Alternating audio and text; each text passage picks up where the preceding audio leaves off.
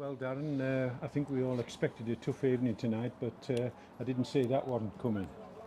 Your thoughts on a bit of a thrashing tonight at Stockton? Yeah, it's. I maybe should have given myself another 20 minutes to come and do this interview. It's maybe a bit close afterwards. However, if I We appreciate your comments. keep try and keep the emotion out of it.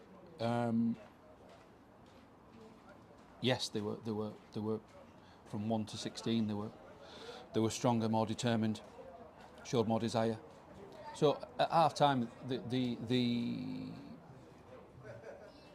what I couldn't take was that not the lack of effort, but the lack of it was effort at times. It was effort first half, and desire to get the first ball or to get the second one, or just not to let someone run past you.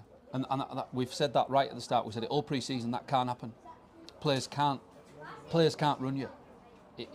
And it was pretty much man for man. Okay, there was a little bit of system issue first 10 minutes. However, it wasn't due to the systems that we conceded the goals. It was because 3, 4, 5 didn't want to that as the people who were up against. Excuse my French. And that is not what's acceptable. They showed us why they're one of the favourites for 94 minutes, because they were at every header, they were at every challenge.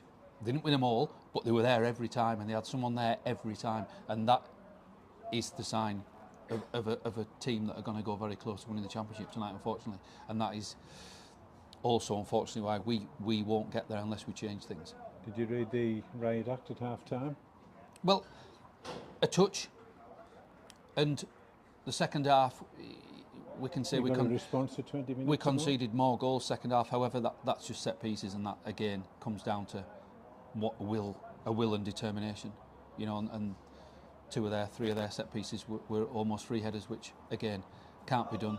However, you've not got many defenders on the pitch that'll do that. You know, we were without numerous defenders. We tried to sign someone today that didn't come. We lost Riggy, etc., who are valuable for us in both penalty areas. So what we can always do is take something from it and learn. And what we've done tonight is learn about our players who needs to constantly be reminded of how much effort's needed. Those that are coming into this level for the first time, that's a hard lesson to take. And the sooner we learn, the better we'll be. And we've got intelligent footballers and lads that are having eye contact after the game and are taking what's been said to them and are offering some words back. So it's a really bad one to take after 94 minutes on Saturday. Yeah. It's of little consolation, but can you draw any positives from it at all? Alex Mitchell, surely he deserves a pat on the back for his heroics. He made some saves. Yeah, absolutely. Luke Ellis, involved in an incident in the first half, and we're all very sorry about Stockton's John Gallagher, an unfortunate injury to him. But I thought it didn't affect Luke, and it was probably one of our better players when others went missing. Oh, it's absolutely outstanding. You know, he's 19. That's what I said at half time, and I said afterwards. His name was said more than anybody else's, apart from Alex, the goalkeeper, because what he's got in abundance is determination and desire, and you can't put that in people. Then you're showing last 5-6 minutes he's playing 1-2s on the edge of their box, trying to score goals. Yeah. He's out on his feet. So yeah, there's learning curves.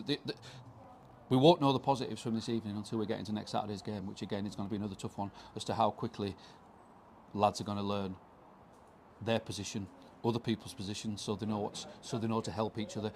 I've been in games like that when you are backs against the wall, it becomes a little bit of, right, I'm going to just do my job and not support anybody else. And it did get a little bit like that. That's why you can't stand there as a manager and go bonkers, because it doesn't work. So when you've calmed down and slept on it tonight, you have a training session. How do you lift them for Saturday? What is your first objective? Make sure that the team we select is capable of competing away from home. When you've got younger players as well, and it's not, I use it as an excuse because it's a reason. When the the back's against the wall. It's the younger players that sometimes tend to go under and not do their job, and you can't hide though, unfortunately. Sorry, Steve. Add to that, if the older players in the squad are then going under as well and aren't communicating and trying to help them, then the whole thing goes and you concede 6. So I think it's also a little bit of a collective from last season, of a mentality situation that we need to still address. Those that were here from last year, you can't keep getting beat or accepting defeat. You know, we've conceded 6. Yes, the big boys, the big athletes, their average age is about 6 years older than us. Gives the competitive. We only had 1 yellow card. That was it all night. I can't remember a challenge where I thought, yes, that particular young man wants to. Yeah, you know, and I'm not saying do that. I'm not saying hurt people. What I'm saying is put challenge in, fire in your belly. Completely. So we lost it first half. The 4th, 5th, and 6th are almost irrelevant. It looks awful for us, and it's poor for the fans to look on Instagram or whatever they'll see it on tonight or social media. It looks bad from that point of view. However, we won't know what we can take from this until we play the next 2 games now. You've said previously you often have to give the opposition credit, hold your hand up if you're well beaten. We were certainly well beaten tonight, but it's the manner of it really, isn't it, that hurts? Yeah, it is, and that's what I'm saying. I don't want to keep touching on last season, but that mentality was there, where not enough people were rolling their sleeves up, and it can't creep in this year. I won't let it creep in, and that's what's got to be altered. You know, it is a reason that we had 4 or 5 big name players missing tonight who help bulk out physically your team. Is there any reasons for the absentees? Some are on holiday, some are just got family things on, some are working. It's just the norm. Will it be any better on Saturday? We will probably won't know till Thursday. So yeah, we just got to make sure everybody's through tonight. I would say Will McGladry will be the one that misses Saturday because of his calf, the recurrence of his calf.